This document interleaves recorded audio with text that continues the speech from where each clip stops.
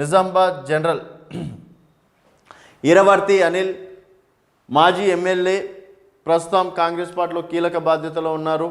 జీవన్ రెడ్డి ఒకవేళ అక్కడ కాకపోతే ఇక్కడైనా సరే ఉండే అవకాశాలు ఉన్నాయని చెప్పేసి. సో నిజామాబాద్ నుంచి చూసుకున్నట్టయితే ఈరవర్తి అనిల్ గారు మాజీ ఎమ్మెల్యే ప్రస్తుతం కాంగ్రెస్ పార్టీలో కీలక బాధ్యతలో ఉన్నారు. కాంగ్రెస్ పార్టీ సీనియర్ నాయకులు.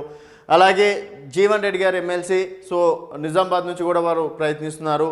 అలాగే సునీల్ రెడ్డి ఆరెంజ్ ట్రావెల్స్ అధినేత గతంలో ఎమ్మెల్యే టికెట్ వస్తుందని చెప్పేసి కూడా ఆశించారు. ఈసారి ఎంపీ టికెట్ కోసం తీవ్రంగా ప్రయత్నిస్తున్నారని చెప్పేసి కూడా చెప్పుకోవచ్చు. అలాగే దిల్ రాజు సినీ నిర్మాత ఈ మధ్యకాలంలో కాంగ్రెస్ పార్టీ నేతలను కూడా కలవడం అనేది జరిగింది. దిల్ రాజు రాజకీయాల్లోకి రాబోతున్నారని చెప్పేసి గత 2-3 సంవత్సరాలుగా చర్చలు కూడా జరుగుతున్నాయి. డెఫినెట్గా కాంగ్రెస్ పార్టీ నుంచి టికెట్ ఇచ్చే అవకాశాలు కూడా స్పష్టంగా కనిపిస్తున్నాయి. ఇక్కడ చూసుకున్నట్టయితే ఈ 4 పేర్లలో ఏది కన్ఫర్మ్ అవుతుంది అనేది ఇప్పటికీ చెప్పలేము. ఎందుకంటే ఈరవర్తి అనిల్ కూడా కాంగ్రెస్ పార్టీ సీనియర్ నాయకులే, మాజీ ఎమ్మెల్యేగా చేశారు. జీవన్ రెడ్డి గారు కాంగ్రెస్ పార్టీ హవా లేకపోయినప్పటికీ గ్రాడ్యుయేట్ ఎమ్మెల్సీలలో గెలవడం అనేది జరిగింది. అలాగే సునీల్ రెడ్డి ఆరెంజ్ ట్రావెల్స్ అధినేత, ఆర్థిక బలం ఉన్న నాయకుడు కాబట్టి డెఫినెట్గా వారికి కూడా అవకాశం ఛాయిస్ ఉండే అవకాశం ఉంది. దిల్ రాజు గారు సినీ నిర్మాత, వారికి కూడా అవకాశాలు ఎక్కువగా ఉన్నాయని చెప్పేసి కూడా చెప్పుకోవచ్చు. సో మెదక్ చూసుకున్నట్టయితే మెదక్లో మైనంపల్లి హనుమంతరావు గారు మళ్ళీ మెదక్ నుంచి పోటీ చేసే అవకాశాలు ఉన్నాయని చెప్పేసి ఒక టాక్ వినిపిస్తుంది.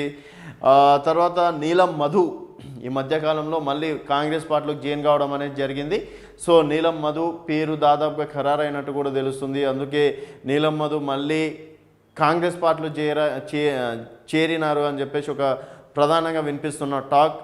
గతంలో నీలం మధు కనుక కాంగ్రెస్ పార్టీకి సపోర్ట్ చేసినుంటే, ఒకవేళ కాంగ్రెస్ పార్టీ నీలం మధుకి టికెట్ ఇచ్చినుంటే డెఫినెట్గా పటాన్ చెరువులో కాంగ్రెస్ పార్టీ గెలిచేది. దాదాపుగా నీలం మధుకి 40,000 నుంచి 45,000 ఓట్ బ్యాంక్ ఏదో బీఎస్పీ పార్టీ నుంచి వచ్చాయి అనుకుంటున్నా. సో దాదాపుగా అంటే ఆర్ఎస్ ప్రవీణ్ కుమార్ తర్వాత ఎక్కువ ఓట్లు సాధించింది నీలం మధే.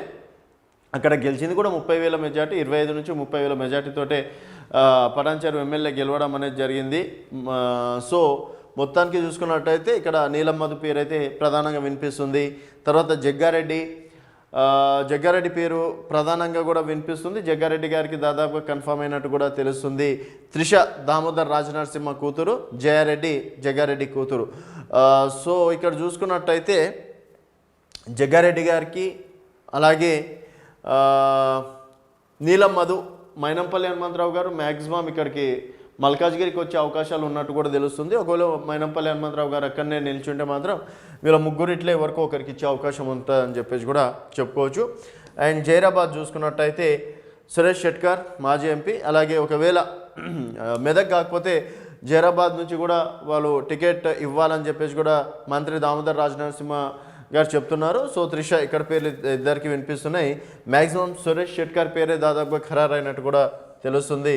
మల్కాజ్గిరి నుంచి చూసుకున్నట్టయితే బండ్ల గణేష్ సినీ నిర్మాత, మైనంపల్లి హనుమంతరావు, అలాగే హరివర్ధన్ రెడ్డి ప్రస్తుతం మేడ్చల్ డీసీసీ అధ్యక్షులుగా కొనసాగుతున్నారు. హరివర్ధన్ రెడ్డి గారు గతంలో మేడ్చల్ టికెట్ కూడా వారు పార్టీ కోసం త్యాగం చేయడం అనేది కూడా జరిగింది. సో పార్టీ గుర్తిస్తుందని చెప్పేసి చాలా కాన్ఫిడెన్స్గా హరివర్ధన్ రెడ్డి గారు ఉన్నారు. అలాగే బండ్ల గణేష్ గారు కాంగ్రెస్ పార్టీ గురించి మాట్లాడడం కావచ్చు, కాంగ్రెస్ పార్టీకి ఎప్పటి నుంచో చురుగ్గా పాల్గొనకపోయినా కాంగ్రెస్ పార్టీకి విధేయుడిగా ఉన్నారని చెప్పేసి కూడా చెప్పుకోవచ్చు. అండ్ మైనంపల్లి హనుమంతరావు గారు గతంలో ఓడిపోయారు, డెఫినెట్గా టికెట్ వస్తుందని చెప్పేసి వారు భావిస్తున్నారు. సో ఇక్కడ మాత్రం హరివర్ధన్ రెడ్డి గారు రేవంత్ టీం వర్గంలో ఒకరిగా కూడా చెప్పుకొస్తున్నమాట. డెఫినెట్గా వారికి వస్తుందని చెప్పేసి చివరి నిమిషంలో హరివర్ధన్ రెడ్డికి కాకుండా ఇతరులకి టికెట్ రావడం అనేది జరిగింది. సో ఈ ముగ్గురిట్లో ఎవరికి వస్తుంది అనేది మాత్రం ప్రస్తుతం చెప్పని పరిస్థితి. సికింద్రాబాద్ చూసుకున్నట్టయితే వేణుగోపాల స్వామి, డాక్టర్ రవీందర్ గౌడ్, విద్యా స్రవంతి ఈ మధ్యకాలంలో కాంగ్రెస్ పార్టీలోకి రావడం అనేది జరిగింది. గడాల శ్రీనివాస్ ప్రస్తుతం రీసెంట్గా కాంగ్రెస్ పార్టీలోకి అప్లై చేసుకోవడం అనేది జరిగింది. తర్వాత చూసుకున్నట్టయితే చెవెలలో సునీత మహేందర్ రెడ్డి గారు బీఆర్ఎస్ పార్టీలో మహేందర్ రెడ్డి గారు మంత్రిగా చేసి రీసెంట్గా కాంగ్రెస్ పార్టీలోకి రావడం అనేది జరిగింది. ప్రస్తుతం ఎమ్మెల్సీగా కొనసాగుతున్నారు. వారి సతీమణి జెడ్పీ చైర్మన్గా ఉన్నారు. సో సునీత మహేందర్ రెడ్డి పేరు అయితే ప్రధానంగా వినిపిస్తుంది. చెవెళ్ళ టికెట్ కన్ఫర్మ్ అయినందుకే వారు కాంగ్రెస్ పార్టీలోకి వచ్చారు అని చెప్పి